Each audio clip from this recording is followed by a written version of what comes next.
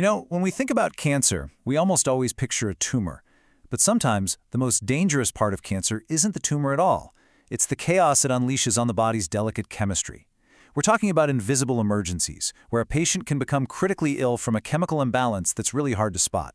So today, we're going to dive into two real-world medical crises and see how doctors follow the clues in the blood work to crack the case. And that's the big question for us today, isn't it? We're essentially going to be medical detectives. We'll follow the clues, starting from these really vague symptoms all the way to a life-threatening diagnosis, and then, finally, to the life-saving fix. So let's get our investigation started. All right, our first case kicks off with a high calcium alert.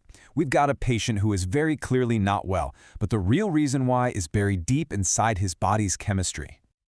So, let's meet our first patient. He's a 69-year-old man, and he has a known diagnosis of multiple myeloma, which is a type of blood cancer. He gets brought into the hospital because over the past few days, he's become really confused and just sluggish. And this isn't some subtle change. His family knows something is seriously wrong.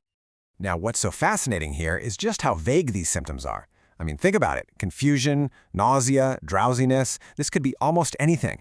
It could be an infection, a side effect of his treatment, you name it. When the doctors examine him, they notice he's pretty dehydrated. So the picture is getting a little clearer, but the root cause is still a total mystery.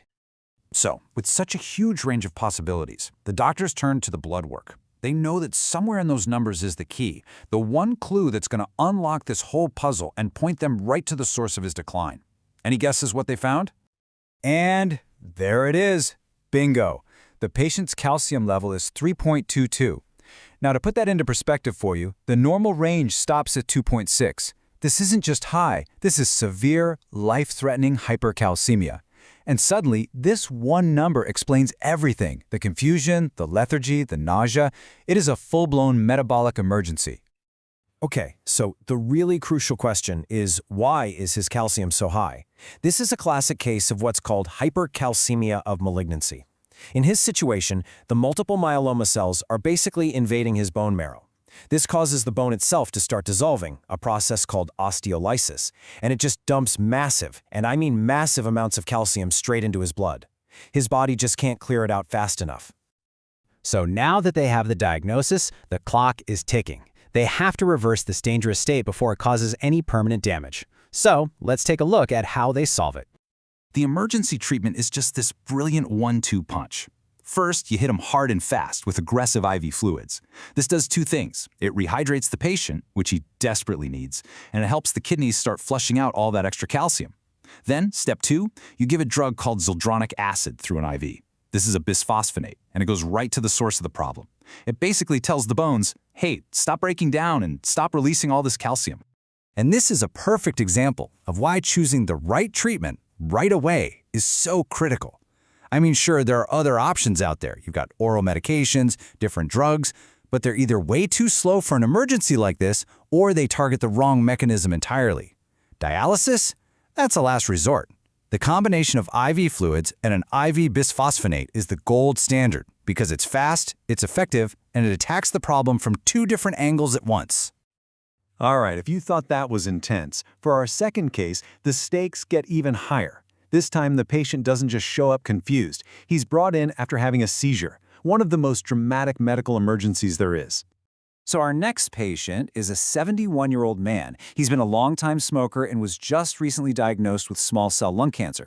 He has absolutely no history of seizures. So this event is a total shock and a massive red flag that something has gone terribly wrong inside his body. The blood work comes back, and just like in our first case, one single number tells the entire story. Just look at this. His sodium is 114. The normal range doesn't even begin until 135. This is what we call severe hyponatremia, and it is the direct cause of his seizure. The brain simply cannot function when the body's salt balance is this far out of whack. So what's going on here? This is a classic example of something called a paraneoplastic syndrome, which is just a fancy way of saying the cancer itself is causing bizarre side effects in other parts of the body. In this case, it's a condition called SIADH. Let me put it in plain English. His lung cancer is acting like a rogue factory, just pumping out a hormone that tells his kidneys to hold on to water, way too much water. His whole body becomes waterlogged, and all the sodium in his blood gets dangerously diluted. So you see, the problem isn't too little salt, it's too much water. But fixing this kind of imbalance, well, this is one of the most delicate and nerve-wracking procedures in all of emergency medicine. You absolutely have to act fast to stop more seizures and prevent brain damage. But, and this is a huge but, if you act too fast, you can cause a completely different and often irreversible kind of brain injury. It is a true medical tightrope walk. The treatment is to give the patient a highly concentrated saltwater solution, what we call hypertonic saline, to slowly, carefully bring his blood sodium level back up. But here is the absolutely crucial part. You cannot raise it by more than about 8 to 10 points over a full 24-hour period. If you go any faster, you risk causing a devastating neurological injury called osmotic demyelination syndrome. So it's like a race against time that has to be run at a snail's pace. And once again, we see why precision is absolutely everything. Things like fluid restriction or even chemotherapy are part of the long-term plan, for sure, but they won't work nearly fast enough to stop an immediate life-threatening seizure. For this acute crisis, the only right answer is the slow, careful infusion of hypertonic saline. Okay, so let's zoom out from these two really intense cases for a second. What's the big picture here? What's the main lesson that connects the man with high calcium to the man with low sodium? The most important point is this. Cancer is almost never just a lump. It is a systemic disease that can wage war on the body's entire operating system. These metabolic crises, these invisible emergencies, are a huge part of that battle. Successfully treating a cancer patient often means you have to be a brilliant detective, finding that one single clue in the blood work and knowing exactly how to fix it without accidentally making things even worse. And that, right there, is the heart of it all. The fight isn't just happening in the radiology suite or the chemotherapy clinic. It's happening right there in the electrolyte panel, in that delicate, invisible balance that keeps every single one of us alive.